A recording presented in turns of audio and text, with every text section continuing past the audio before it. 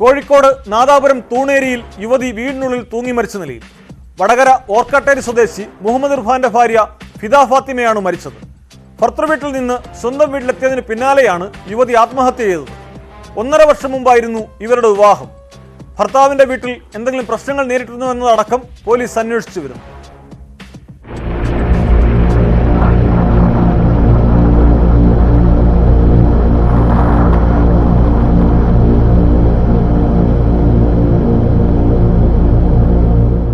നാദാപുരം തൂണേരിയിലാണ് ഭർത്തൃമതിയായ യുവതിയെ വീടിനകത്ത് തൂങ്ങി മരിച്ച നിലയിൽ കണ്ടെത്തിയത്.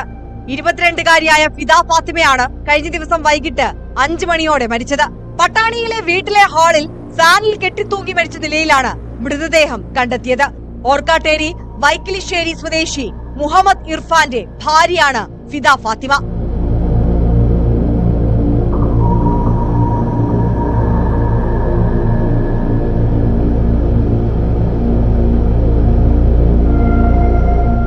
ഒന്നര വർഷം മുമ്പായിരുന്നു ഫിദയുടെ വിവാഹം. ഉച്ചയോടെയാണ് ഭർത്തൃ വീട്ടിൽ നിന്നും സ്വന്തം വീട്ടിലെത്തിയത്. ഇതിനു പിന്നാലെയാണ് ആത്മഹത്യ. വടകര ജില്ലാ ആശുപത്രിയിൽ എത്തിച്ച മൃതദേഹം പോസ്റ്റ്മോർട്ടത്തിനായി കോഴിക്കോട് മെഡിക്കൽ കോളേജിലേക്ക് മാറ്റി. മരണകാരണം സംബന്ധിച്ച് പോലീസ് അന്വേഷണം തുടങ്ങി.